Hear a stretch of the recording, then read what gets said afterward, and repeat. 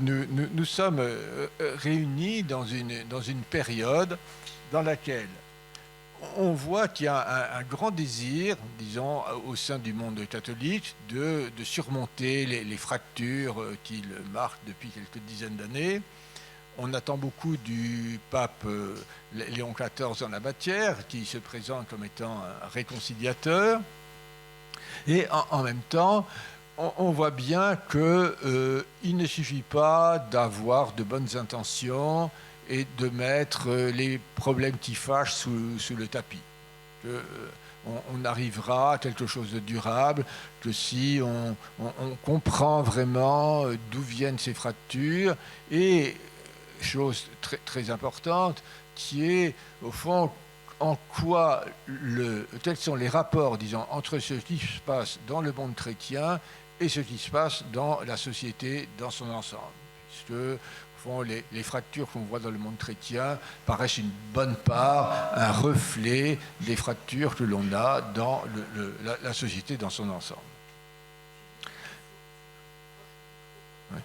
Alors, ceci, disons, s'inscrit au fond dans l'héritage du grand projet qui a émergé dans le monde occidental après la Seconde Guerre mondiale, et donc après les horreurs du nazisme, de créer une société, une humanité régénérée.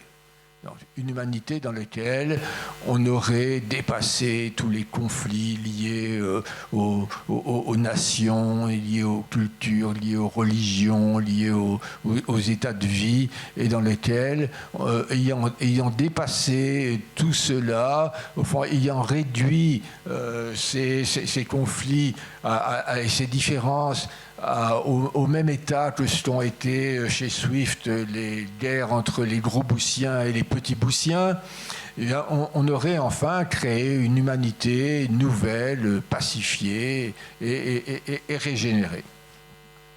Et disons, toujours dans ce projet, au fond, il s'agissait de s'appuyer sur la proclamation de l'égale dignité, de l'égale valeur de toutes les cultures, de toutes les religions, de tous les choix de vie, qui ferait que personne ne serait en position de domination.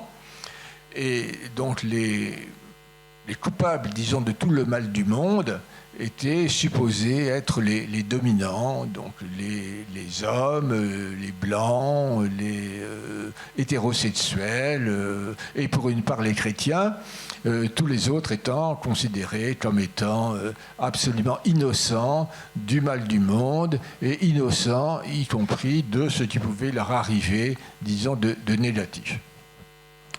Et donc, au fond, l'Église catholique a très largement adhéré, s'est très largement enthousiasmée pour ce projet. Et on cite par exemple le texte du Concile, disons Gaudium et Spes, je cite, doivent surgir des hommes vraiment nouveaux, artisans de l'humanité nouvelle.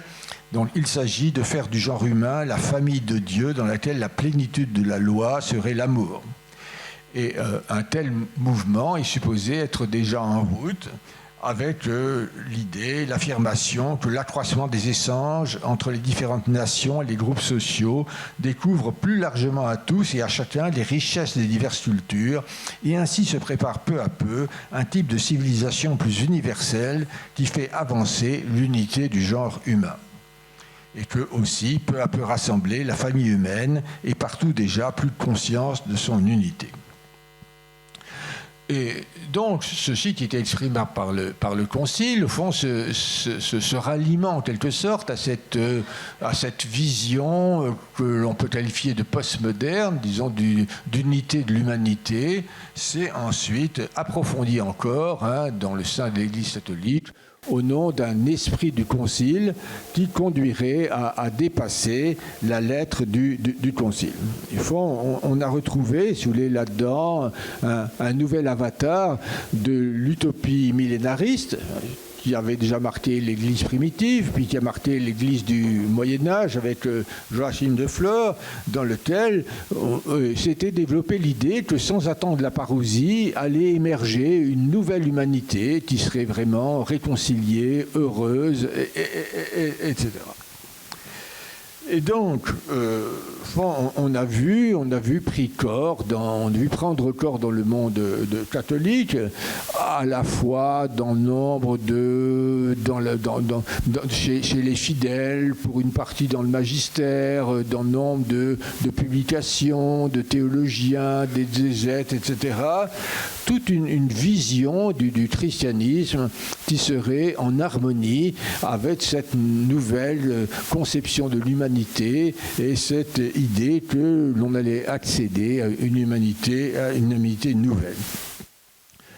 Et donc, s'est développée l'image d'un christianisme accueillant, hospitalier, qui aurait rompu avec sa prétention à la supériorité, mais qui serait une religion parmi d'autres, et qui ne se garderait bien à la fois de juger qui que ce soit, qui accueillerait tout le monde, enfin, qui ferait penser, disons, au slogan de McDonald's, venez comme vous êtes, donc sans la moindre exigence.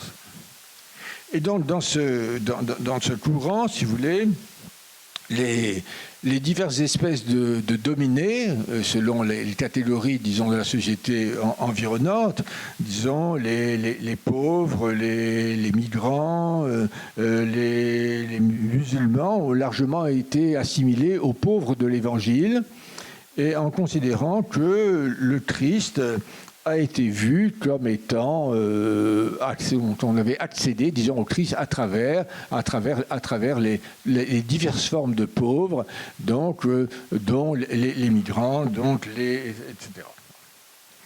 Et donc, il en est résulté, si vous voulez, une grande exigence de morale sociale et une grande exigence d'ouverture, non sans succès. Je prends le texte dans la gauche du Christ, donc Jean-Louis Schlegel conclut que, je cite, « La lutte des catholiques de gauche pour les pauvres, les malades, les déclassés, les étrangers dans la cité est incontestablement passée dans beaucoup de textes officiels de l'Église et dans nombre de pratiques individuelles ou collectives. » Et donc, dans cet esprit, si vous voulez, on a vu une mise en cause des institutions chrétiennes. Disons, l'école catholique a considéré que maintenant elle devait être le moins catholique possible et ouverte absolument à toutes les sensibilités, toutes les religions, etc. L'idée d'avoir des syndicats catholiques comme a été la CFTC, idée qui avait été très valorisée par l'Institut Rerum Novarum, a été mise à la poubelle et considérée comme tout à fait dépassée. Et même, par exemple, les scouts catholiques, enfin, sont devenus des scouts tout ouverts à la plus grande diversité. Et donc,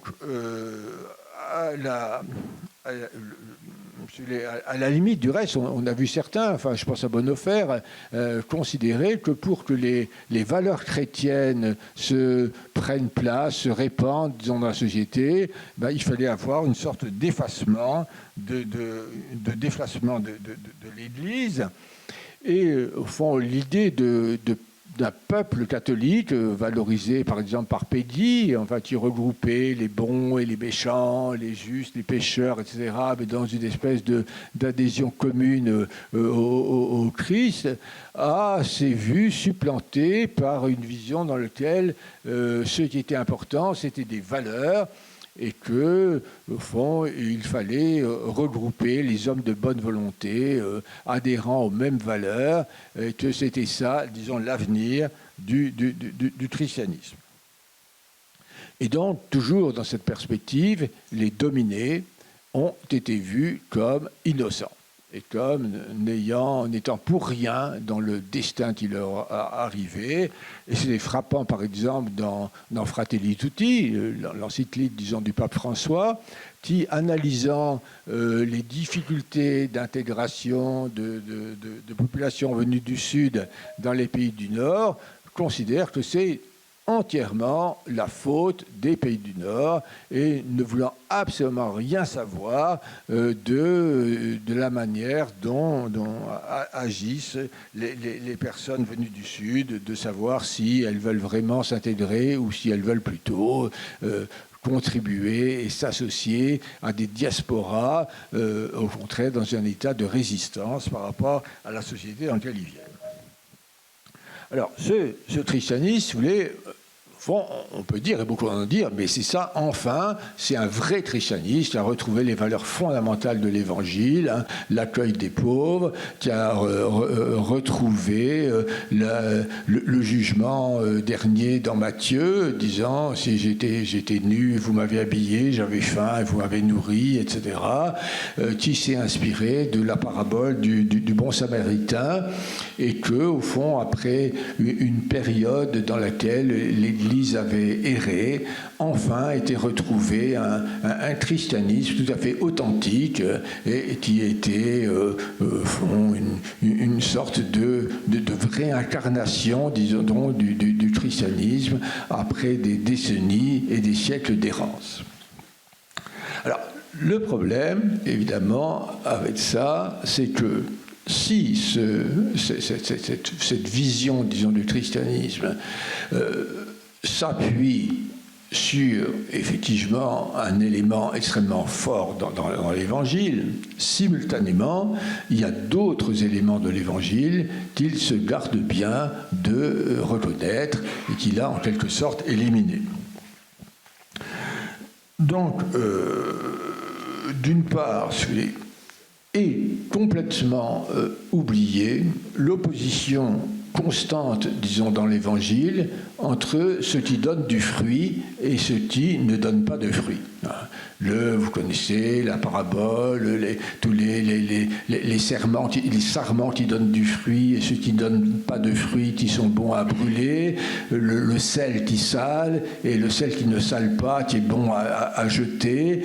Et donc c'est quelque chose qui revient, disons, sans cesse, l'opposition entre ce qui est au fond du côté de la vie parce que ça donne du fruit et ce qui est du côté de la mort parce que ça ne donne pas de fruit. Alors, dans une vision postmoderne, dans laquelle on a proclamé l'égale valeur de toutes les cultures, toutes les religions, tous les choix de vie, etc., il n'est pas envisageable, au fond, de distinguer ce qui donne du fruit et ce qui ne donne pas de fruit. Et donc, le précepte de l'Évangile, selon lequel on reconnaît l'arbre à ses fruits, et donc, pour reconnaître l'arbre à ses fruits, il faut s'intéresser aux fruits, et discuter, d'aller voir si ces fruits sont vraiment positifs ou pas, et abandonner. Et de la même façon, et laisser de côté un autre aspect, disons, très très fort de l'Évangile, qui est l'attachement à la vérité. Et un attachement à la vérité qui n'est pas seulement un attachement à la vérité avec un grand V, mais un attachement, au fond, au concret du monde. On a dans l'Évangile, par exemple, je sais pas, quand les Juifs demandent à Jésus s'il faut payer l'impôt à César, eh ben, il les renvoie à la vérité de la pièce qui a la figure de César. Et ce renvoi à la vérité, disons, est quelque chose de constant. Et alors, disons, toujours dans l'Évangile, l'attachement à la vérité fait qu'on n'a pas de vision idéalisée d'aucun groupe social,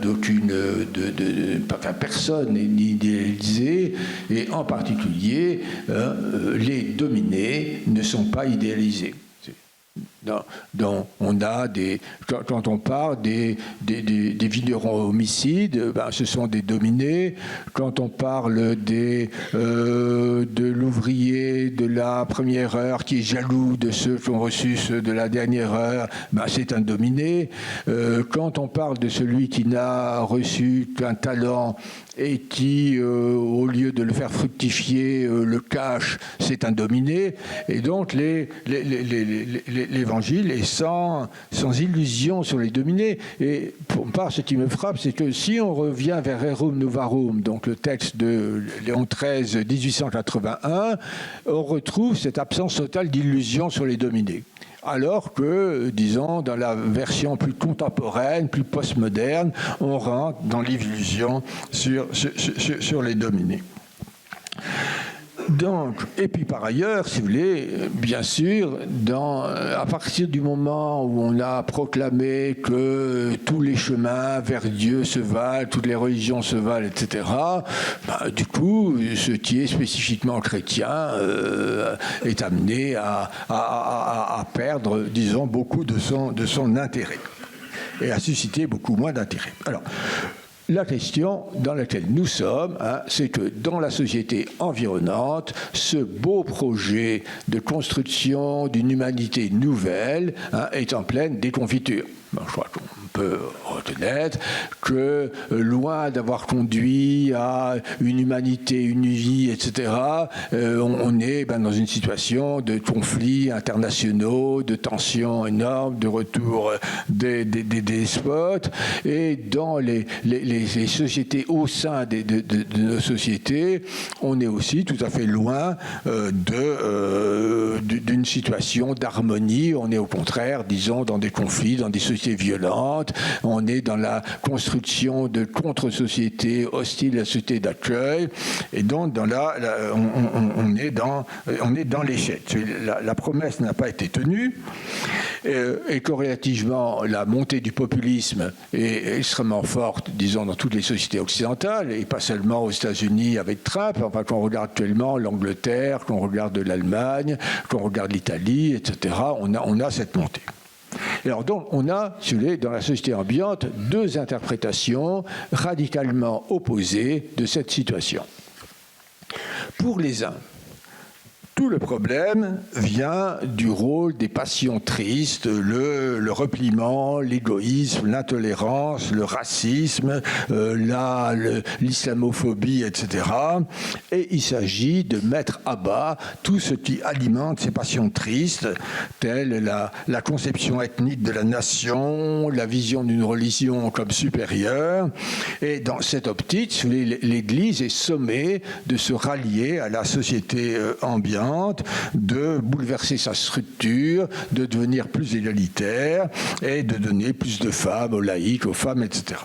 Et au contraire, on a un courant tout à fait opposé, disons, dans la société ambiante, pour lequel le problème vient de l'illusion, des effets néfastes de l'illusion selon laquelle on pourrait construire des ensembles humains susceptibles de vivre et de vivre de manière correcte en étant affranchis de toute référence à une histoire commune, une culture commune. Et ces courants mettent en cause la désagrégation des sociétés européennes, la montée d'un individualisme consumériste, et on voit en Europe nombre de non-chrétiens qui disent qu'un élément du problème est l'abandon de la référence chrétienne. Donc on voit de même que Maurras n'était pas vraiment chrétien, défendait la civilisation chrétienne. Donc on voit des gens comme Zemmour et d'autres, Onfray, défendre la civilisation chrétienne tout en étant eux-mêmes pas du tout chrétiens.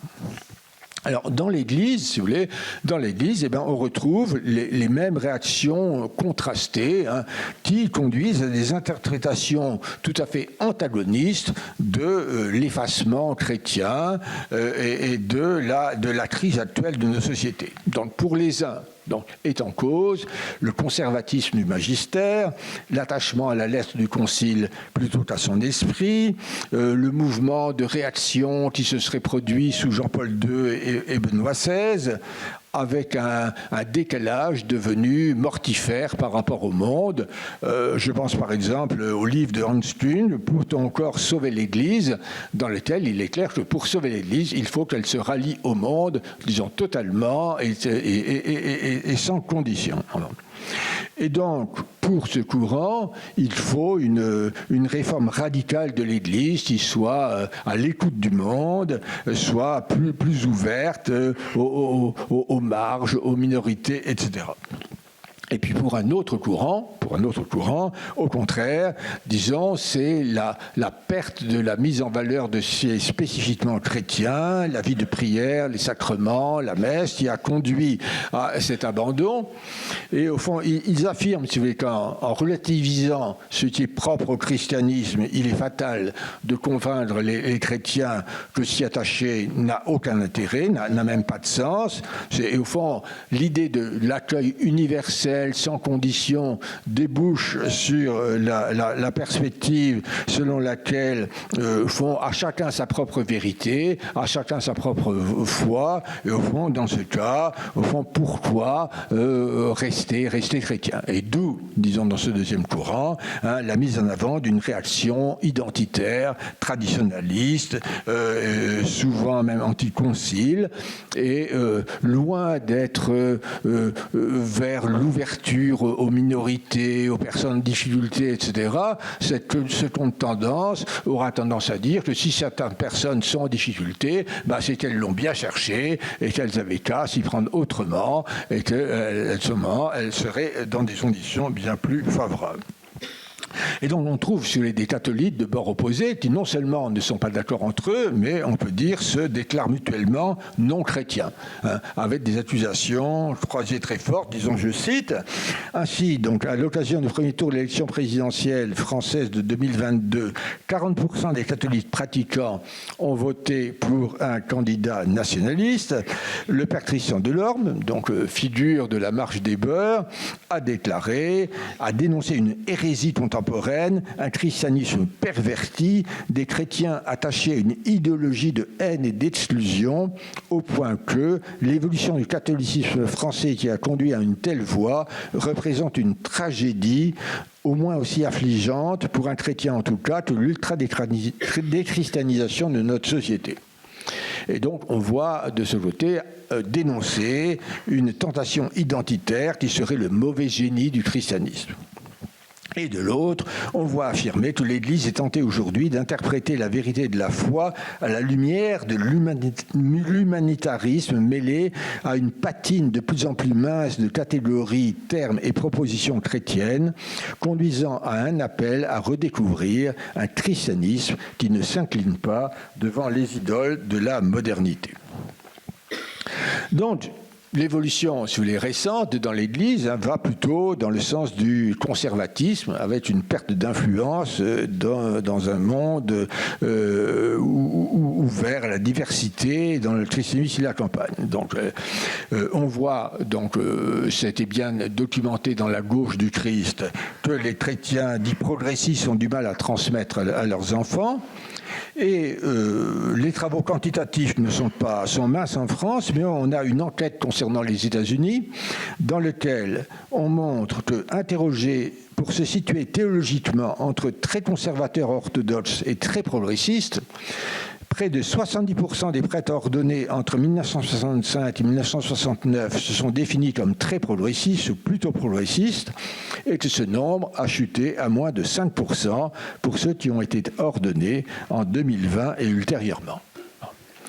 Et donc, on peut dire, on a l'impression que François, au fond, le pape François, a sans doute représenté un maximum d'engagement dans le projet postmoderne, même s'il a été, en fait, très loin d'adhérer totalement à toutes ces dimensions. Enfin, par exemple, sur l'avortement, il est tout à fait en opposition avec le projet postmoderne. Et dans l'image d'une église qui serait une ONG humanitaire, il est très en opposition aussi avec ce projet.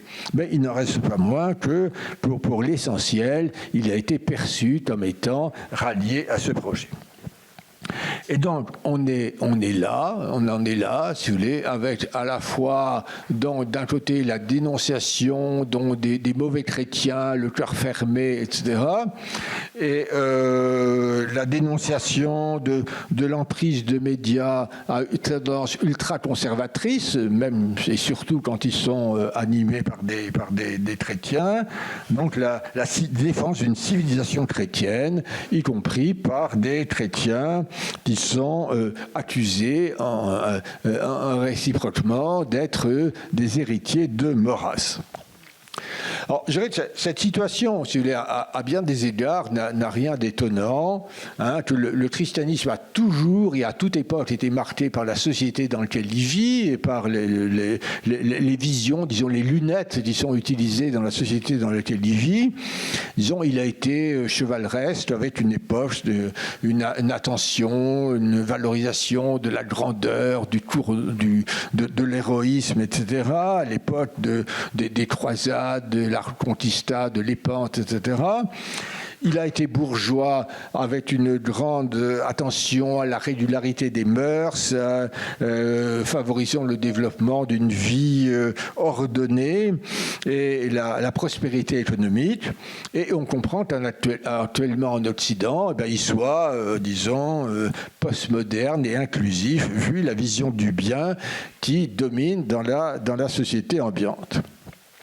Mais ce qui me frappe, c'est que autant pour les versions précédentes, disons, du christianisme et les versions précédentes de la société ambiante, il y a eu tout un travail d'un côté autour du monde chevaleresque qu'on on peut voir aussi bien Saint François, Bossuet et jusqu'à Thérèse de l'enfant Jésus, hein, qui ont remanié cette vision chevaleresque pour redonner une version chrétienne. On voit que également il y a eu tout un travail qui est très fort dans l'imitation de Jésus-Christ pour remanier la vision, l'idéal bourgeois pour redonner une version chrétienne. On a l'impression, au contraire, que ce travail de christianisation n'a pas été fait pour la vision postmoderne et que du coup on reste dans une alternative où on rejette radicalement cette vision, ou au contraire on s'y rallie de manière tout aussi radicale. Et donc, il paraît, disons, indispensable, et c'est à ceci, au fond, qu'on se propose ce colloque, hein, de rentrer dans une réflexion, au fond, de démêler, d'un côté, ce qui est vraiment évangélique, et de l'autre, ce qui vient de courants intellectuels, d'idéologies qui ne sont non seulement pas chrétiennes, mais même, disons, souvent, anti-chrétiennes. Et au fond, de savoir ce que peut être une identité chrétienne qui ne soit pas simplement une nostalgie du passé, mais qui ne soit pas non plus un agenouillement de moi le monde, avec un point majeur, au fond, qui actuellement est extrêmement problématique, qui est de savoir ce qui est et spécifiquement chrétien, autre que des valeurs susceptibles d'être largement répandues parmi les hommes de bonne volonté. Alors, pour ma part, je dirais qu'alors que je travaille quand même depuis des années sur ce sujet, je suis bien conscient de la tâche qui nous reste devant nous est immense, et c'est dans cette perspective que s'inscrit ce colloque. Donc, les sessions, donc, vous allez vivre, donc on va aborder cette rencontre entre deux visions en conflit dans trois domaines. Donc, la priorité donnée à l'action ou non à l'action dans le monde par rapport à la vie de foi. Par exemple, René Raymond, grand chrétien d'il y a quelques décennies, oppose les militants, parmi lesquels il se compte, porteurs d'un projet d'avenir qu'il situe à gauche, aux pratiquants conformistes qu'il situe à droite, et voit le mouvement de détroitisation comme une libération. Dans cette logique, dit-il, le modèle du catholique, c'est d'être le fidèle, le paroissien qui va à la messe, désormais le militant, celui qui s'engage dans le monde au nom de sa foi, tient le haut du pavé. Et on a, en sens inverse, Paul VI affirme que beaucoup de chrétiens généreux ont fréquemment la tentation de réduire sa mission aux dimensions d'un projet simplement temporel, ses buts à une visée anthropocentrique, le salut dont elle est messagère et sacrement à un bien-être matériel, son activité oubliant toute préoccupation spirituelle et religieuse à des initiatives d'ordre politique et social. Donc, comment sortir de cela? Et de même, disons, la diversité des religions, faut-il insister sur la valeur unique du christianisme ou au contraire, dans une vision paritaire de religion, mettre un voile sur les religions non chrétiennes? Et là encore, le temps qui me reste étant bref, je ne citerai pas, mais on a des propos, y compris dans les textes du magistère. Enfin, j'ai beaucoup travaillé sur l'ensemble des textes du magistère sur les religions non chrétiennes, et on voit défendre simultanément les deux positions. D'un côté, le caractère tout à fait unique du christianisme et privilégié du christianisme, et de l'autre, une vision paritaire des religions dans laquelle toutes les religions sont susceptibles d'apporter la même chose.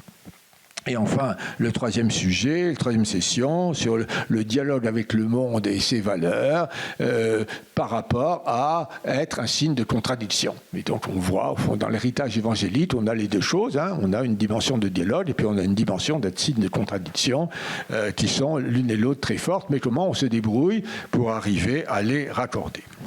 Alors, bien sûr, voilà, nous aurions pu aborder donc bien d'autres questions posées par l'émergence d'un christianisme postmoderne, bon, des questions reliées au rapport entre l'Église et la cité, donc l'appartenance à, que dire d'une perspective chrétienne, de l'appartenance à une nation, à un peuple, ou comment, quelle position avoir sur l'immigration, quelle position raisonnable sur l'immigration, et des thèmes concernant la vie interne de l'Église, la liturgie, le rôle des sacrements, la place des femmes, le gouvernement de l'Église, etc. Mais bien sûr, c'était déjà très copieux, disons, de traiter 3 thèmes, et nous avons préféré laisser ces autres thèmes, disons, pour plus tard. Alors, par ailleurs, nous bénéficierions de 3 regards de non-catholiques, connaissant bien l'Église, qui nous aideront à comprendre pourquoi le mouvement de dépassement d'une religion particulière est spécialement fort dans le monde catholique. Disons, une enquête en 2008 montre que 9% des catholiques déclarent avoir une forte religiosité, contre 49% des musulmans, 43% des juifs et 29% des protestants. Et depuis, l'écart s'est encore creusé. Ou également, 75% des Français musulmans estiment qu'il y a une seule vraie religion, alors que ce n'est le cas que de 20% en moyenne chez les adeptes des autres religions, en fait essentiellement catholiques, sans qu'on ait des chiffres détaillés.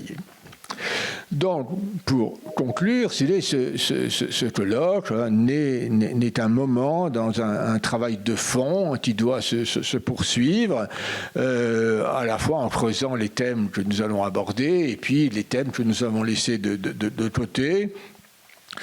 Ce travail ne concerne pas seulement l'Église, mais la société dans son ensemble. Et je crois que si l'Église arrive à progresser sur la compréhension et la tentative de surmonter le conflit qui résiste de cette pluralité de positions, ça pourra aider le monde environnant à faire la même démarche. Disons, et à ce titre, je me réjouis qu'une institution laïque, telle l'Institut de France, ait bien voulu accueillir, disons, notre colloque, mais ceci n'empêche pas que l'Église catholique reste la principale concernée, et nous espérons que la hiérarchie, ici représentée par Monseigneur Mathieu Rouget, que je remercie de sa présence, pourra aussi bien reprendre cette question à son compte, et que nous espérons enfin que nombre de ceux qui sont présents aujourd'hui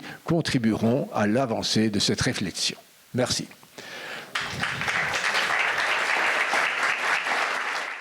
Ceci est donc la première table ronde. Je présenterai les intervenants juste avant leur prise de parole. Pour ma part, je suis chargé principalement de surveiller la durée des interventions. Je dirais juste une chose Philippe Diribarne a fort bien décrit notre situation. Et si j'avais envie de dire une chose, ce serait de résumer notre situation de la façon suivante. L'Église catholique s'est pensée, se pense toujours comme une société spirituelle parfaite, en ce sens que elle puise en elle, elle a en elle ses ressorts spirituels et ses principes d'organisation. Et si elle est une société spirituelle parfaite, c'est parce que elle est la médiatrice nécessaire du salut des hommes, médiatrice nécessaire et donc, en un certain sens, exclusive. Donc voilà, c'est avec ce cahier des charges que l'Église est entrée dans le monde et qu'elle a survécu dans le monde jusqu'à présent. Que devient cette médiation qui se pense exclusive dans un monde où triomphe, où l'emporte le désir, le sentiment, la conviction, la passion d'un accès immédiat à l'universel humain, qui réside simplement dans ce que Tocqueville appelait le sentiment du semblable, passion en quelque sorte définitoire, passion qui définit notre société. Voilà. Alors, je suis sûr que cette synthèse sauvage va être raffinée par les intervenants que vous allez écouter. Donc, Jean-Noël Dumont, philosophe, professeur, enfin, émérite comme moi, de philosophie, va nous parler, va traiter la question ainsi formulée, une vision du christianisme. Je vais vous laisser le dire vous-même. Je présenterai quelques réflexions à propos de la pensée de Cavano et sur l'expression de l'anarchisme eucharistique. Voilà, donc les quelques réflexions que je propose pour ce cours exposé sont inspirées par la lecture assidue de William Cavano, théologien américain, auteur d'un maître-livre qui s'intitule « Torture et Eucharistie » aux éditions Ad Solem en 2009. Sa pensée a reçu le nom de anarchisme eucharistique. Alors, c'est comme toutes les dénominations, on peut toujours chipoter, mais en gros, cette appellation n'est point trop fausse et elle me servira de fil conducteur. Avant de commencer ce propos, je voudrais éclairer aussi un thème cher à Cavano, qui est ce qu'il appelle la légende de l'État sauveur. Légende selon laquelle la religion serait source de violence, de fanatisme, comme l'auraient montré les guerres de religion, les guerres dites de religion. De sorte que, selon cette légende, la montée des États-nations, captant toutes les loyautés, serait le facteur de paix rationnel pour mettre un terme aux divisions des passions religieuses. Les croyants sont alors invités à cultiver leur foi dans le fort interne et sont dissuadés d'aller chercher la source de leur obéissance dans une capitale extérieure, Rome. Et donc, la réduction de la foi au fort interne et la montée de l'État fait que les chrétiens se trouvent, selon le mot de Hauerwas, comme des étrangers résidant dans une colonie chrétienne. Ce que disait déjà Alasdair MacIntyre en 1953, je cite, « Lorsque la religion et la politique sont séparées, alors la religion n'est plus qu'une activité parmi d'autres. Du lundi au vendredi, on gagne son pain. Le samedi et le dimanche, on se repose et, si on veut, on accomplit des obligations religieuses. La politique, entre guillemets, l'industrie, entre guillemets, l'art, entre guillemets, telle est la liste à laquelle on peut ajouter religion. Mais la religion, comme activité divorcée des autres activités, est sans objet. Une religion qui accepte une telle séparation, comme le fait la nôtre, dit McIntyre, est sur le point de mourir. C'est en effet à partir de cette montée de l'État-nation que le mot religion a cessé de désigner une vertu pour désigner une activité sociale. Mais d'ailleurs, c'est arrivé à bien d'autres phénomènes, puisque c'est au même moment qu'est né l'art et que la politique elle-même a cessé d'être un adjectif pour devenir un nom.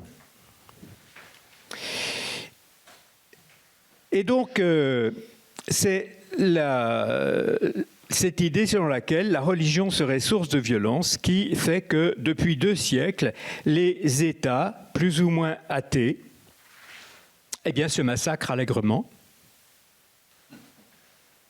Tiens, est-ce donc la religion qui est source de violence?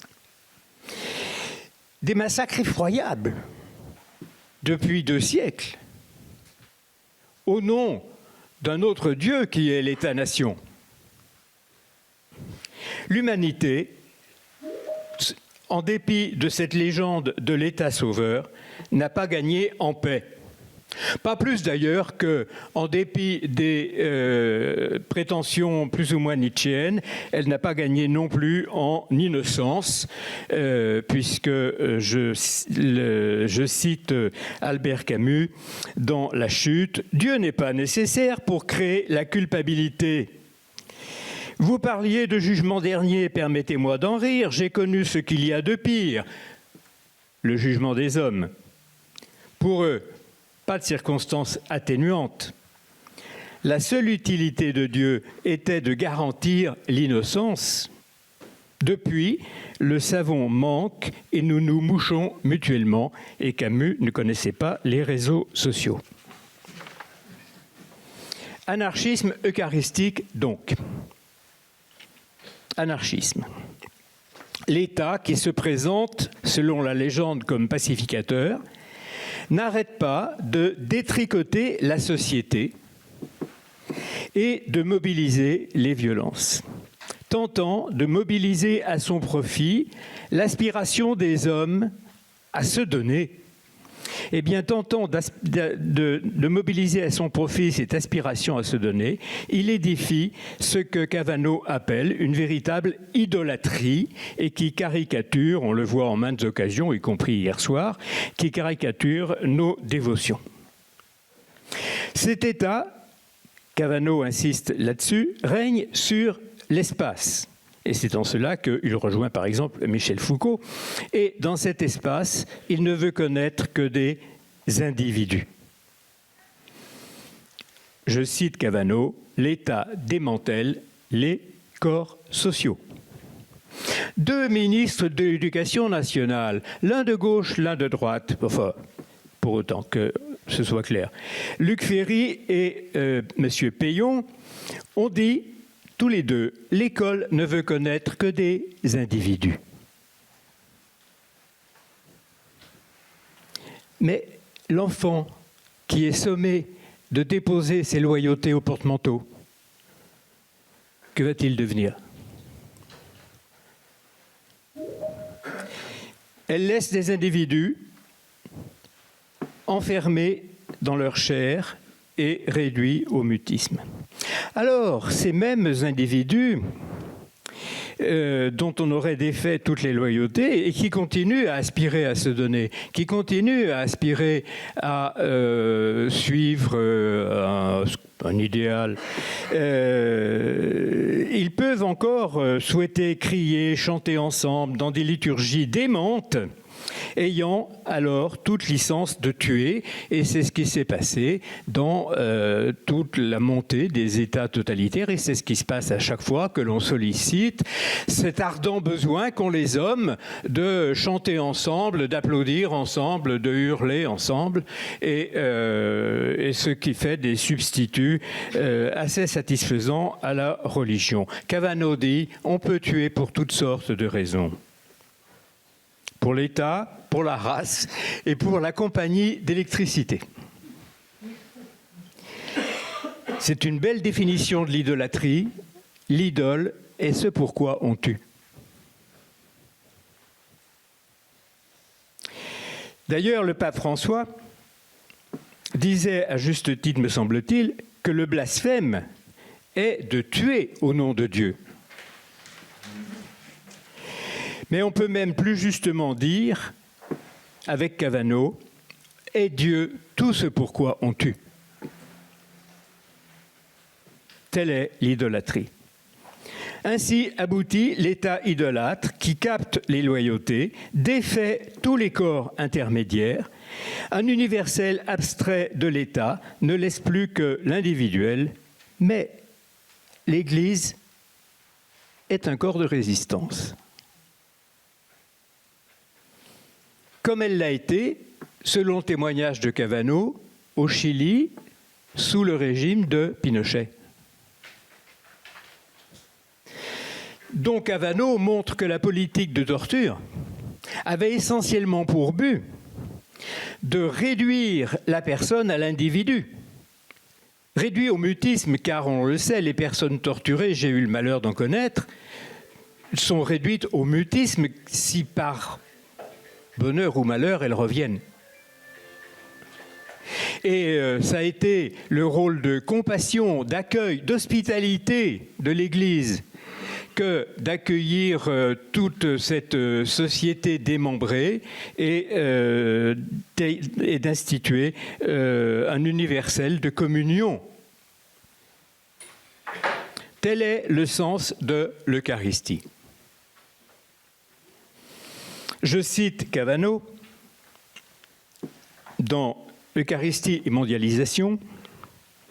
L'Église, parce qu'elle est le corps du Christ, doit refuser la dichotomie moderne entre la sphère publique et la sphère privée. Nous disons qu'à une discipline, il faut opposer une contre-discipline. C'est notre imagination qu'il faut réévangéliser, en substituant aux frontières imaginaires un nouvel espace politique qui rendra impossible de récupérer pour la guerre des chrétiens enfin réunis en un seul corps.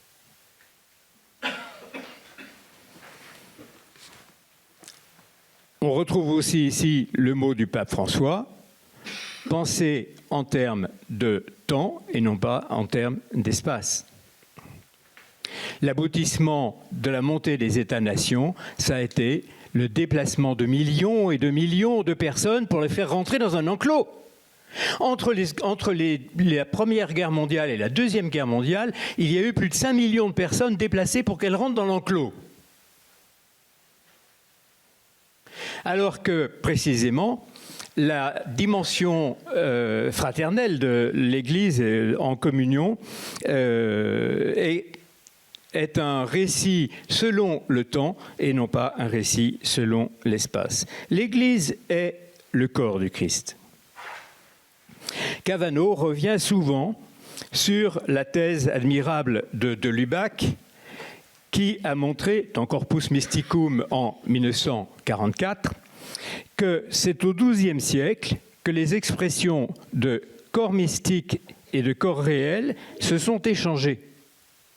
Jusqu'au XIIe siècle, on appelait corps mystique les espèces et corps réel le peuple.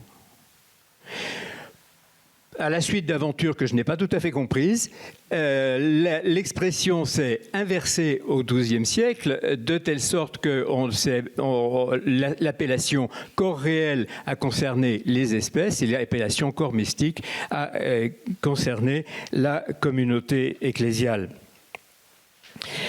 Donc, jusqu'au XIIe siècle, le corps réel du Christ, enfin, toujours maintenant, le corps réel du Christ est l'Église. L'Eucharistie est le corps du Christ, ou du moins l'Eucharistie n'est le corps du Christ que par et pour l'Assemblée. Que par et pour l'Assemblée, qui est le vrai corps du Christ. La communion, comme l'indique son nom, ne peut pas être une démarche individuelle et privée. C'est pour ça que les gens de ma génération, on est quelques-uns ici, ont connu l'expression assez drôle de communion privée.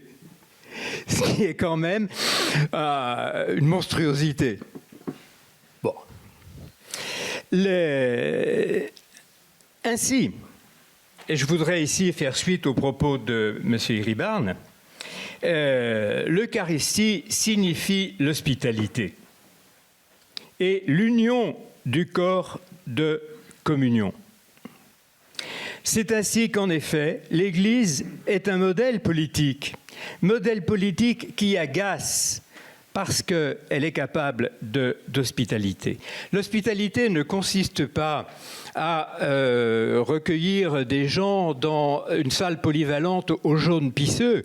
L'hospitalité consiste à accueillir chez soi. Mais comment pourrions-nous accueillir? Nous avons, notre époque a la bienheureuse ambition d'accueillir, mais elle n'a plus de chez soi. On ne peut accueillir que chez soi. Telle est la règle de l'hospitalité. On n'accueille pas dans une salle polyvalente au jaune pisseux. Le jaune pisseux m'a marqué. Oui, je partage cette obsession. Alors,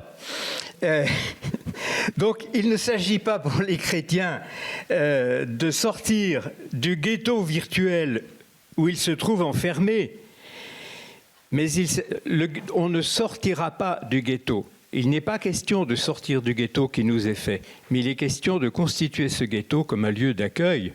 Il est question de faire rentrer dans cet espace qui est précisément un espace de communion et de l'ouvrir à tous les corps brisés, aux âmes défaites. Je cite encore Cavano, « Le vrai village planétaire n'est donc pas ce village abstrait grossi à l'échelle du monde. Le vrai village planétaire, c'est cette assemblée, ici et maintenant, où en tout lieu et en tout temps, nous sommes faits un. En celui qui a dit, là où 2 ou 3 sont réunis en mon nom, je serai présent au milieu d'eux. » Je terminerai en citant une anecdote qui me vient d'un livre qui s'appelle « Le monde s'effondre » de Inouï Achebe, dans lequel on raconte l'histoire d'un missionnaire qui répand l'évangile en Afrique et se réjouit des succès de sa mission dans le village. Et ce missionnaire prêche que tout le monde peut prendre part à la table eucharistique. Les chrétiens ont délivré les hommes de l'esclavage, non pas en disant libérer les esclaves, mais en les accueillant à la table eucharistique. Or, ce village, comme beaucoup, comportait des parias qui étaient dans la forêt, que personne n'allait voir. Ces parias, il leur est venu à l'oreille que tout le monde pouvait participer à l'Eucharistie. Alors ils sont venus un dimanche. Et là, tous les paroissiens qui garnissaient les bancs sont partis. Vous êtes le curé, que faites-vous? Je vous laisse avec cette question.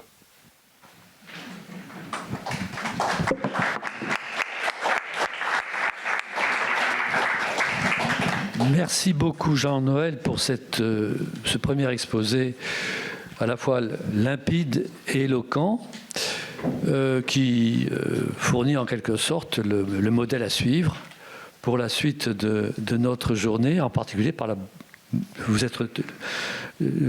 votre souci de vous tenir à la bonne durée aussi. Je passe tout de suite la parole au père Augustin-Marie Aubry, qui est prieur de la fraternité Saint-Vincent-Ferrier. Mon père, vous avez la parole. Merci. Le pape François a souvent comparé l'Église à un hôpital de campagne. Alors, entendre Philippe Diribarne tout à l'heure, il faut admettre l'idée que l'Église n'est pas seulement un hôpital, mais elle est aussi le patient, qu'il faut hospitaliser car elle paraît bien malade, minée par ses divisions. Saint Paul nous a appris que l'Église est le corps du Christ et nous constatons avec amertume que ce corps est fracturé. Alors, faut-il seulement filer la métaphore, une bonne attelle et du repos? Il semble que ce soit pas suffisant. Si l'on accepte les termes du débat tels qu'ils ont été exposés en introduction, et je les accepte, je dois pour ma part défendre le parti dévot. Alors ça fait grand siècle, ça fait un peu Tartuffe aussi, n'est-ce pas, cacher ce sein. Voilà. Mais disons d'emblée que cette opposition entre prière et militance me paraît un peu factice, et vous l'accorderez, donc il va falloir la creuser. Je vous donne une anecdote. Mon couvent est dans l'ouest de la France, pas très loin de l'abbaye de Solesmes. Et j'ai eu souvenir de cette histoire d'un vieux moine qui est décédé il y a quelques années, blanchi sous le harnais de la discipline bénédictine, n'est-ce pas, et qui, sur son lit de mort, se plaignait disant « mais je ne sais toujours pas prier ». Il a passé sa vie à prier. Sepsi et Cindy, 7 fois le jour, il est allé à l'église, il a prié. Voilà, je ne sais toujours pas prier. Donc la prière elle-même est un combat. Elle est un lieu de militance et dans la conception traditionnelle du monachisme, eh bien, le premier lieu de la militance et du combat, c'est précisément cet homme qui va au désert, qui combat ses passions, qui combat ses pensées, qui viennent troubler la vie intérieure et qui combat contre les esprits mauvais qui rôdent dans le monde en vue de perdre les âmes, hein, comme le dit la prière de Léon XIII à Saint-Michel. Et le modèle de ce combat, c'est le Christ au désert, tenté par le diable. Alors pour honorer la problématique, je voudrais simplement placer quelques jalons historiques qui permettent d'observer les aléas de cette opposition supposée entre prière et action. Ce qui vient spontanément à l'esprit, au moins dans le mien, dans cette dialectique entre action extérieure et vie intérieure, c'est cette controverse fameuse au sujet de ce qui fut qualifié d'américanisme. On est à la fin du XIXe siècle et Léon XIII, ayant eu vent de la publication d'un ouvrage sur un prêtre qui a eu tout un itinéraire converti, etc., sans le besoin de s'adresser aux Américains pour leur dire « attention, il y a un certain nombre de choses qui ne vont pas ». Et il me semble qu'on retrouve déjà dans ce qui est souligné par le document Testem Benevolentiae des éléments qui constituent les opinions ou les options, les attitudes de ce qu'on a qualifié de christianisme inclusif. Je cite, le principe de ces opinions nouvelles est décrit ainsi par le pape. Citation, « Pour ramener plus facilement les dissidents à la vérité catholique, il faut que l'Église s'adapte davantage à la civilisation d'un monde parvenu à l'âge d'homme et que, se relâchant de son ancienne rigueur, elle se montre favorable aux aspirations et aux théories des peuples modernes. » Un souci d'adaptation. Alors le pape répond en distinguant doctrine et discipline. La doctrine est immuable, tandis que la discipline, elle, s'adapte. Citation, « Quant à la discipline d'après laquelle les catholiques doivent régler leur vie, elle n'est pas de nature à rejeter tout tempérament, suivant la diversité des temps et des lieux. Il est certain que l'Église a reçu de son fondateur, l'expression est très belle, un caractère de clémence et de miséricorde. Aussi, dès sa naissance, a-t-elle fait volontiers ce que l'apôtre saint Paul disait de lui-même, « Je me suis fait tout à tous pour les sauver tous ». Parmi d'autres erreurs, notamment sur les vertus dites naturelles par opposition aux vertus dites surnaturelles ou infuses, le pape souligne celle-ci. À cette opinion sur les vertus naturelles se rattache étroitement une autre opinion qui partage comme en deux classes toutes les vertus chrétiennes, les passives et les actives, suivant leur expression. Ils ajoutent que les premières convenaient mieux au siècle passé, tandis que les secondes sont mieux adaptées au temps présent. Appliquons, les vertus actives sont celles du christianisme inclusif, tandis que les vertus passives, humilité, obéissance, austérité, etc., relèvent d'une forme dépassée du catholicisme. Léon XIII répond à cette objection. Le maître et le modèle de toute sainteté, c'est le Christ. C'est sur lui que doivent se régler tous ceux qui désirent trouver place parmi les bienheureux. Or, le Christ ne change pas avec les siècles, mais il est le même aujourd'hui qu'il était hier et qu'il sera dans tous les siècles. C'est donc aux hommes de tous les temps que s'adresse cette parole. Apprenez de moi que je suis doux et humble de cœur. Il n'est pas d'époque où le Christ ne se montre à nous comme s'étant fait obéissant jusqu'à la mort. Elle vaut aussi pour tous les temps cette parole de l'apôtre. Ceux qui sont disciples du Christ ont crucifié leur chair avec ses vices et ses concupiscences. Fin de citation. En réponse à cette problématique de l'action extérieure de l'apostolat, et c'est mon deuxième point, Don Chotard, abbé de la Trappe de Ceffonds, rédige un ouvrage de spiritualité qui aura une énorme influence dans la première moitié du XXe siècle, dans le monde francophone surtout, L'âme de tout apostolat, première édition 1907. L'ouvrage perd de son audience, et c'est intéressant pour notre question, dans les années 60 et retrouve un relatif regain à la fin du XXe siècle avec quelques éditions qui redonnent vie à cet ouvrage. La thèse est simple.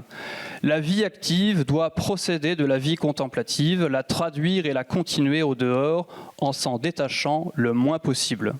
Le primat est donné à la vie intérieure, à la vie d'oraison, qui devient la source où s'alimente l'apostolat. L'exposé se fonde sur l'écriture, sur les écrits des pères, des théologiens, spécialement saint Thomas d'Aquin, qui consacre dans la Summa Theologiae un remarquable traité des deux vies, vie contemplative, vie active. Quelles sont-elles? Quels sont leurs rapports? Et cette conception traditionnelle renvoie à des divisions de la philosophie grecque, assumées en climat chrétien. L'Évangile, par ailleurs, confirme cette distinction avec la réponse de Jésus à Marthe. Marie a choisi la meilleure part et elle ne lui sera pas ôtée. Cette part, c'est la vie contemplative au pied du Seigneur. Et dans la perspective de Don Chotard, il est clair que le véritable apôtre aura un apostolat fécond dans la mesure où il vit de la vie même de Dieu, la vie de la grâce, spécialement par la vie d'oraison. Son action extérieure est conçue comme un épanchement de cette vie intérieure. Coupée de cette source intérieure, l'action extérieure dégénère en activisme, naturalisme, américanisme. Alors, il y a un autre auteur qui avait un avis tranché sur la question, c'est Saint Jean de la Croix. Je cite « À quoi servent ceux qui préfèrent l'activité et s'imaginent pouvoir conquérir le monde par leurs prédications et leurs œuvres extérieures? Que font-ils? Un peu plus que rien, parfois absolument rien, parfois même du mal. » Troisième jalon, primauté du spirituel, 1927. Jacques Maritain, qui illustre un thomisme vivant et prospectif dans ce premier XXe siècle, touche notre sujet dans le contexte de la condamnation de l'Action française, 29 décembre 1926. Il cherche, avec ses outils de philosophe chrétien, à offrir une sortie par le haut aux catholiques qui veulent rester fidèles à leurs devoirs, comme le dit le titre de l'un des deux ouvrages, donc une opinion sur Charles Maurras et le devoir des catholiques. Dans Primauté du spirituel, 1927, il écrit ceci. « À cause de cet amour où elle consomme notre vie, la contemplation seule réalise en nous l'universalité, rend l'âme catholique en esprit et en vérité. Comme elle transcende toutes les vertus intellectuelles et morales, la prudence, la science et l'art, elle transcende de même tous les particularismes, accorde l'âme à l'unité du corps mystique du Christ, le désaccorde de toute unité plus étroite. Par elle, le Christ, demeurant en ceux qui l'aiment, donne à leur cœur une sorte d'amplitude eucharistique. » Voilà. Sans la contemplation, toute doctrine philosophique et théologique, même vraie, tourne à la secte, tout zèle, même bon, à la rivalité, parce qu'elle rend l'homme un seul esprit avec Dieu, elle fait vraiment l'unité dans l'homme et entre les hommes. Parce qu'elle rend l'homme un seul esprit avec Dieu, elle fait vraiment l'unité dans l'homme et entre les hommes. Elle procède du don de sagesse et la béatitude des pacifiques est le privilège de ce don. L'unité de l'homme et entre les hommes nécessite cette contemplation et on peut rapprocher ce passage de l'hymne à la charité dans la première aux Corinthiens, chapitre 13. Dans cet ouvrage de 1927, après la condamnation, Maritain cite un passage de son ouvrage précédent, Une opinion sur Charles Maurras, paru l'année précédente, quelques mois auparavant. Il s'adresse, je cite, aux catholiques décidés à vivre leur foi sans complaisance pour les erreurs modernes et à servir les intérêts du Christ avant tout autre intérêt. Et dans ces deux livres, il donne ce même passage.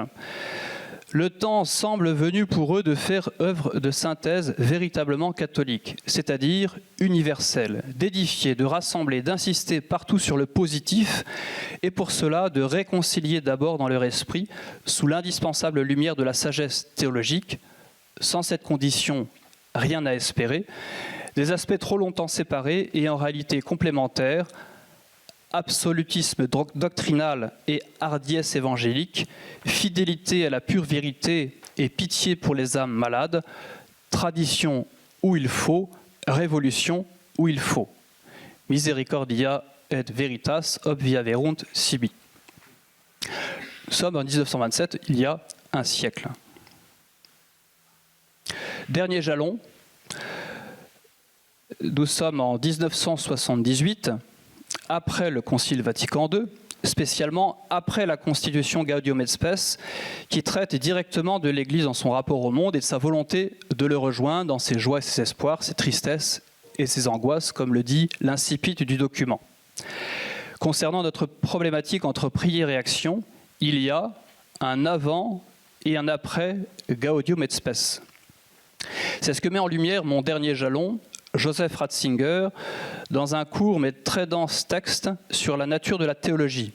C'est un texte qu'il offre pour remercier un professeur qu'il a eu. Dans la controverse autour du schéma 13, schéma 13 était le première numérotation de ce qui deviendra par la suite la Constitution Gaudium et Spes. D'un côté, selon le point de vue thomiste, la théologie doit être considérée comme scientia speculativa, science spéculative. De l'autre, selon le point de vue franciscain, comme scientia practica, science pratique. Donc opposition dominicain-franciscain, science spéculative, science pratique. On est au XIIIe siècle. Ici encore, il apparaît de façon obvie combien ces questions sont actuelles. Si nous nous souvenons par exemple des termes orthodoxie et orthopraxie dans lesquels s'exprime la recherche d'une nouvelle orientation de la théologie après le Concile. Donc on va passer du XIIIe siècle au XXe siècle. Spécialiste de Saint Bonaventure, Ratzinger compare les deux points de vue, thomistes et franciscains, au sujet de la théologie et les rapproche de la dialectique moderne apparue dans les discussions autour du schéma 13, la future constitution Gaudium et Spes. Je cite : « En vérité, on a vu surgir une opposition d'un radicalisme absolument impensable lors des controverses médiévales. Car lorsque l'on prend le terme orthopraxie de façon radicale, on présuppose qu'il n'existe absolument pas de vérité antérieure à la praxis et que bien au contraire, la vérité a besoin d'être fabriquée par une praxis correcte qui, à partir d'une réalité dénuée de sens et contre cette absence de sens, doit créer le sens. La théologie devient alors une méthode d'action qui, dans chaque cas, partant d'une réflexion sur la praxis, développe de nouvelles perspectives par la praxis. Si c'est non pas seulement la rédemption, mais aussi la vérité qui est reportée vers l'avant, comme à produire, elle devient un produit de l'homme. Et alors, l'homme qui n'est plus mesuré par la vérité, mais en est le producteur, devient lui-même un produit. Sans doute, les positions extrêmes peuvent être relativement rares aujourd'hui, voilà. Mais même sous des formes moins militantes, de type, pour ainsi dire, petit bourgeois d'Occident, la domination absolue de la scientia practica se caractérise en définitive par la perte même de la vérité. Quand on suppose, à la manière positiviste, que de toute façon, il n'y a pas de vérité à connaître, et que le fait d'en admettre la possibilité équivaut à une attaque contre la tolérance et le pluralisme, alors la méthode se fabrique sa propre vérité. Se fondant sur la possibilité de transmission, on décrète ce qui doit être transmis, au lieu de chercher, en se fondant sur l'objet même, comment il doit être transmis. » Fin de citation. Ces quelques jalons permettent d'illustrer, me semble-t-il, l'opposition entre les deux figures types du militant et du dévot, avec à la clé quelques questions que je vais laisser sur la table. Qu'en est-il du rapport à la grâce comme réalité surnaturelle dans l'âme, dans le rapport à l'action ? Qu'en est-il de la priorité de la contemplation sur l'action, même si cette priorité a été remise en cause par, notamment au XXe siècle, notamment par Hannah Arendt. Et ultimement, y a-t-il un ordre de vérité qui précède et éclaire l'action? Je vous remercie de votre attention.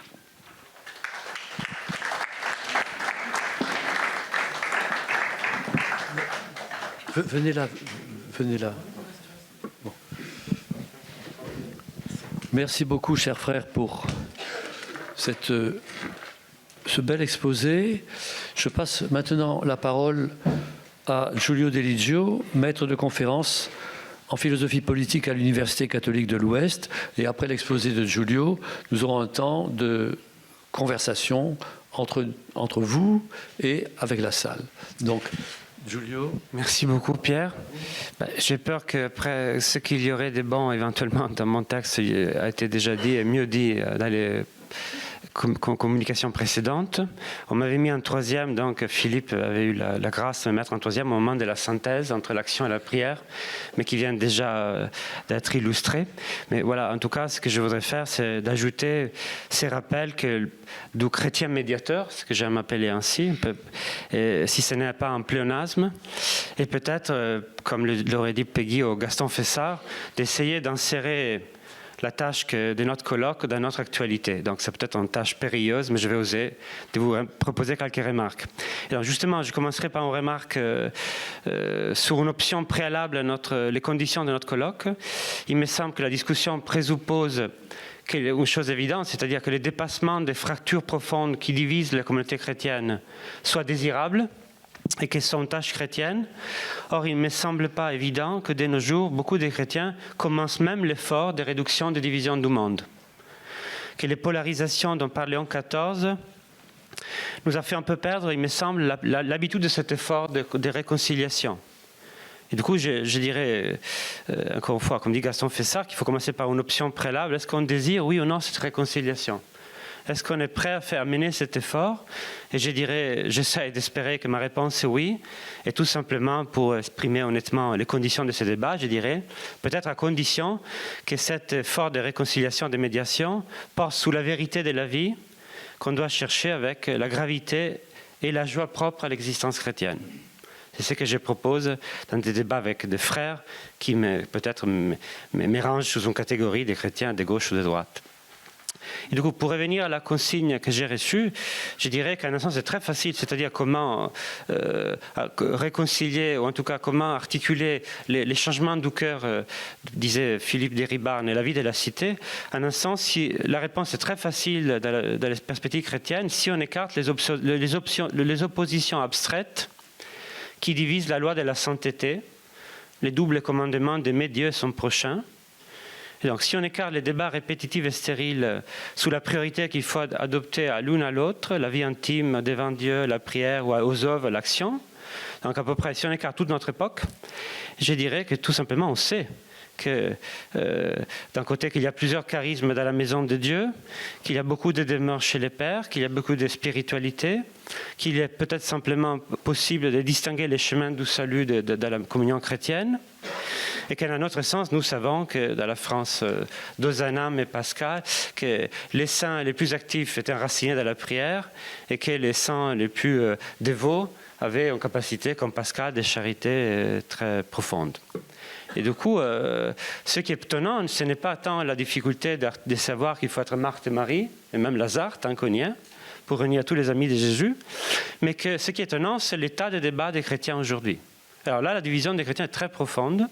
C'est même l'un des faits les plus imposants de notre temps, partout, dans toutes les nations que je connais et que j'aime. J'en aime deux, mais j'en ai connu plusieurs. Et si on voit quoi de notre époque, avec honte, on voit des chrétiens se dénoncer méchamment, comme si on était en danger moral et national. On voit certains chrétiens se maudire, s'excommunier, et se déclarer infréquentables. Avec Chantal, j'ai eu l'espérance, et même d'autres dans cette salle, d'essayer d'organiser des livres, des colloques, en essayant d'inviter les uns les autres. Et on découvre que parfois, cette catégorie, je dirais, cet pharisianisme laïque sécularisé, il y a des cas où on ne se veut pas fréquenter. Et donc, comment combattre contre la division des nations tout en dressant des murs de la haine entre des chrétiens? En tout cas, je voulais dire, si on est honnête, il faut partir de là. Les débats entre les chrétiens sont marqués par des murs de séparation et sont souvent stigmatisés. Les frères sont stigmatisés en raison de leurs opinions temporelles. C'est un grand fait, je pense, massif. C'est-à-dire, on n'accorde même pas la difficulté du discernement pratique et politique à des chrétiens dont on pourrait connaître que les intentions, voire que l'état d'âme est aussi pieux que désirable. Et donc, comment, une fois qu'on parle de notre temporel, de la chair de notre temps, comment pourrait-on clarifier les sources de ces drames? Comment ne pas boucher le ciel, notre rapport au ciel des chrétiens? Alors, de côté de l'intime, j'essaie de tenir encore une fois les deux éléments que la consigne du propos, l'âme et l'ordre de l'âme, l'ordre de la cité, aurait dit Platon. Pour l'intime, comment on pourrait clarifier les débats? En un sens, là encore, la démarche première est très simple. Il faut rappeler que l'enjeu ultime est intime, que la conversion des cœurs, que le salut des âmes est l'acte constitutif et l'objet électif de la vie chrétienne. Et on pourrait rappeler dans n'importe quel contexte chrétien, dans n'importe quelle réunion paroissiale, dans n'importe quelle université catholique même, que se convertir, c'est la seule chose dont les chrétiens doivent être capables et qui les rend capables à faire tout le reste. Même si, on peut rajouter, il faut ajouter immédiatement après, que cette conversion a lieu et passe par des relations. Elle se vérifie par ce que nous faisons, voilà, avec et par et nos prochains. Et donc, quelles conséquences en tirer de cette, je dirais, banalité suprême, sublime, que l'enjeu est la vie de l'âme, qu'il faudra explorer, connaître la dynamique de l'acte de foi, qu'il faut explorer ce qui fait surgir et croître la foi en Dieu, qu'il faut explorer tout ce qui permet de former, de mettre à l'œuvre les vertus sanctifiantes, les vertus cardinales et théologales, et qu'il s'agit d'une exploration soutenue. Mais encore une fois, si on est, après avoir rappelé, je dirais, cette entrée dans les catéchismes, on revient dans notre situation présente et qu'est-ce qu'on découvre? C'est en fait que les deux tendances peut-être fondamentales de l'opinion contemporaine écartent cet effort soutenu de clarification de l'acte moral et de l'acte de foi. Quelles deux tendances dominantes de l'opinion? Soit on prétend savoir ce qu'il y a dans les cœurs des hommes, ce que le Christ connaît, ces privilèges divins. C'est-à-dire, fort étonnamment, on sait que dans les cœurs des autres, il y a de la peur ou de la fermeture, même avant de commencer la délibération ou le dialogue. Ou alors, autre tendance fondamentale, j'ai dit un peu assez asymétriquement la peur ou la fermeture, non, un reproche qu'on peut dire adressé à des chrétiens qu'on appelle de droite. On pourrait imaginer des cas semblables, hein, que de l'humanitarisme vide, on pourrait imaginer, qu'il n'y ait pas une intention véritable de foi de l'autre côté. Voilà, l'autre tendance de l'opinion qui ne permet pas d'entamer véritablement cet effort soutenu d'examen de l'acte moral et de l'acte de foi, la vie de la cité, tout simplement, du fait de notre dispositif politique et moral, c'est des intérêts de la vie du cœur, si j'ose dire. C'est-à-dire des différences cruciales qui séparent les diverses manières d'exercer l'âme. Alors, et notamment, les religions sont rangées sous la même catégorie de la vie intime, croyances, culte, etc. Et donc, ce qui est regrettable, c'est que les chrétiens, au lieu de sauver l'exercice de la raison, et plus spécifiquement l'opération de la conscience, ils acceptent des catégories dénonciatrices vides, phobies, et toute la panoplie du langage pauvre idéologique de notre siècle, les schémas des pensées à la mode. Et donc, faute de ces... Ils contribuent à quoi? C'est-à-dire, sans sauver la raison, les délibérations politiques, l'opération de la conscience, à quoi contribuons-nous? J'y me mets volontiers. À rendre la vie et l'analyse des cœurs, à la remplacer par le Far West que nous connaissons aujourd'hui, non pas seulement à cause des médias, la nuit des rassentis, où il est vraiment difficile d'entrer véritablement dans l'examen de l'acte moral, de l'acte politique, de l'acte de foi, et où on banalise les drames de l'âme. Les chrétiens qui voudraient prendre de sérieux la vie intime, je commencerai par dire, devraient prendre de sérieux le sérieux, la gravité et même la joie de la vie intime. Du côté de la vie collective, pour le deuxième point qui chemine vers mes conclusions, eh bien, qu'est-ce qu'on découvre? C'est que peut-être qu'est-ce qu'on découvre pour éviter l'erreur du parti de Vaud dont parle Péguy, c'est-à-dire pour ne pas se dire que c'est parce qu'on n'aime personne qu'on croit aimer Dieu. Si on revient sur les relations, l'analyse des relations, je pense qu'il faudrait avouer, ce serait un moment clarificateur, que les enjeux les plus destructeurs, en tout cas, qui divisent les chrétiens, portent je dirais même avant les questions liturgiques ou proprement chrétiennes, intérieures à la vie de l'Église, portent sous des communautés constitutives des personnes. Où tout le monde le sait, c'est une banalité, ce qu'on fait de la famille, comment on interprète la famille, ce qu'on fait de la nation, ce qu'on fait bien sûr aussi de l'humanité, si c'est là encore commun, ce qu'on fait de l'Église. Et je pourrais ajouter volontiers ce qu'on fait des institutions qui forment l'âme à la vérité, les institutions, l'école et l'université. Donc vous voyez qu'on ne peut pas diviser l'âme et la cité ou le monde et l'intime, parce que c'est de l'autre côté, et même éminemment, que nous voyons à l'œuvre ces divisions, que ces épines enfoncées dans notre chair collective, qu'est-ce que nous faisons des communautés constitutives de la personne, pour parler encore une fois comme fait ça, eh bien, c'est là que ces symptômes, si vous voulez, ces stigmates, cette épine enfoncée dans notre chair qui m'amène à dire, c'est là que c'est l'articulation de la vie commune et de l'âme qui me semble encore se trouver la tâche médiatrice du chrétien, en faisant la vérité sous ces deux moments. Et c'est pourquoi, d'ailleurs, je souligne un aspect proprement théologique. Souvent, on retrouve le même langage pour des enjeux très différents. Par exemple, la structure du péché. On avoue bien qu'il y a un enjeu qui est proprement collectif et spirituel, mais on ne l'accorde pas au même enjeu. Peut-être les uns trouveraient qu'il y a des familles qui ne peuvent pas être simplement métamorphosées parce qu'il s'agirait donc d'une structure des péchés. D'autres le trouveraient peut-être du côté des inégalités sociales, économiques, voire du rapport à la création. Et donc, pour proposer à notre guérison simplement un élément plus positif, je dirais qu'on pourrait partir de ces constats, c'est-à-dire que les catégories, les schémas d'analyse, les agendas politiques que parfois on met en avant de commencer et d'offrir au monde le discernement chrétien, l'espérance chrétienne de la vie commune, l'espérance chrétienne de l'âme, comment l'écarter, je dirais, cette source profonde de nos divisions que Philippe de Ribane a si bien documenté. Alors là, peut-être le langage, tout en disant la même chose, n'est pas le même.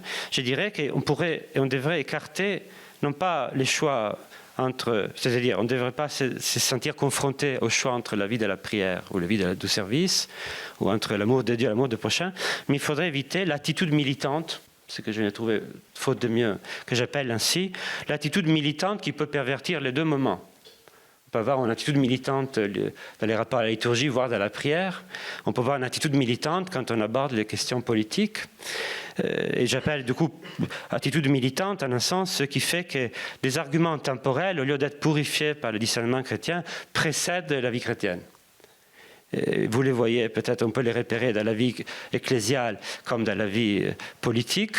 Et donc, on pourrait trouver un autre mot, mais c'est une attitude qui a tendance peut-être à compromettre, à obscurcir et ultimement à pervertir et les moments de la vie intime, et les moments de la vie proprement, si vous voulez, spirituelle, et les moments de la vie temporelle.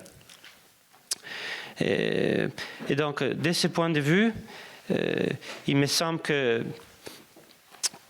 les seuls reproches, fraternels bien sûr, que j'ai proposés et que je me proposerai moi-même, c'est quand les chrétiens, j'insiste pour résumer, contribuent à l'obscurcissement de notre époque, c'est-à-dire n'exercent pas la recherche de la vérité par la gravité et la joie propre à la vie chrétienne, quand, je répète, quand ils banalisent l'expérience, le discernement, la formation, le drame de la conscience, et quand ils banalisent les épreuves de la cité. Ce serait déjà dans beaucoup de débats que vous connaissez, si l'autre vous accordait qu'on partage la même expérience de discernement, de libération civique.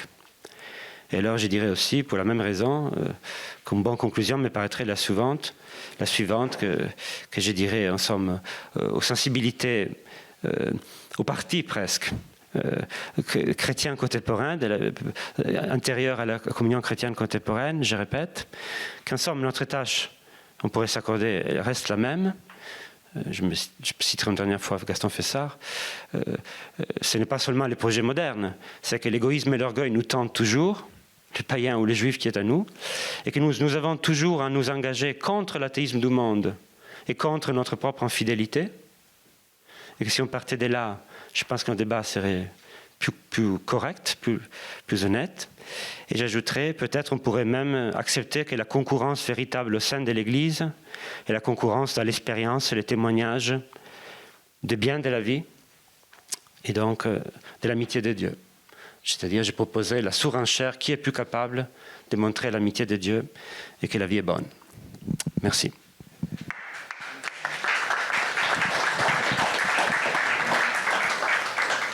Merci beaucoup, Giulio. Nous avons une bonne demi-heure devant nous, je crois. Nous avons entendu 3 exposés extrêmement articulés, argumentés. Est-ce qu'il est possible de partir d'un point commun à ces 3 exposés? Il me semble que ils sont tous marqués par, dans des styles divers, ce que Giulio a appelé la primauté de la conversion. Alors, que devient la primauté de la conversion? Comment on articule la primauté de la conversion et le désir de réconciliation?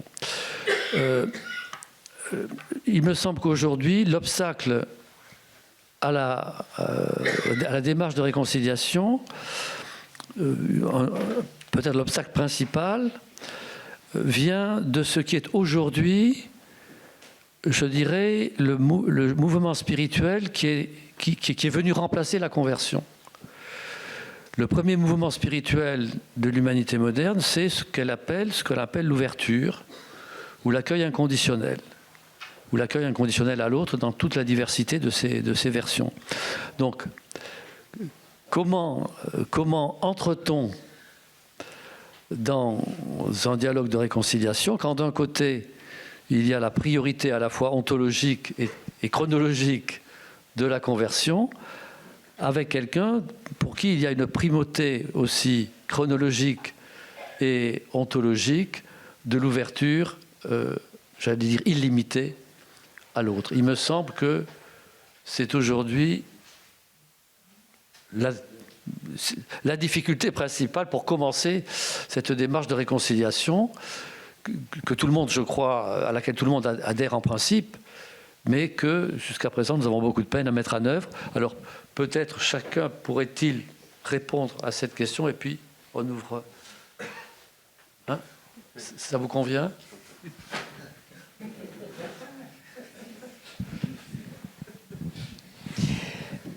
Le plus courageux.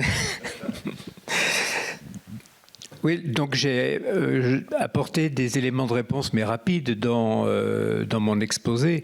Il n'y a rien à dire contre l'ouverture. Seulement, la condition, c'est qu'il y ait un lieu, un foyer, à partir duquel cette ouverture est rendue possible. Et il me semble que c'est la chance de l'Église. J'ai l'impression que le ton de nos propos est un peu pessimiste. Moi, je ne le suis pas du tout. Parce qu'il se trouve que je vais à la messe le dimanche, le plus régulièrement possible, et que j'y vois des assemblées incroyables, comme il y en a de beaucoup plus diverses que dans un match de foot, auquel je vais aussi, de beaucoup plus diverses que dans une réunion politique. On y voit des gens de tout acabit, de tout âge, et qui, je crois que si nous voulons penser le point à partir duquel articuler l'ouverture et la conversion, je crois que ce point est par excellence la paroisse.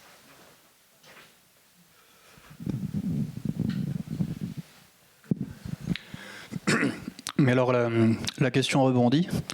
Donc, la paroisse comme lieu d'accueil, je vous suis parfaitement.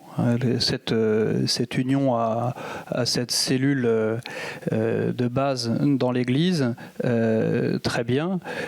Mais comment répond-on ensuite à cette requête? Je pense que c'est le point que vous avez souligné, cette requête d'identité.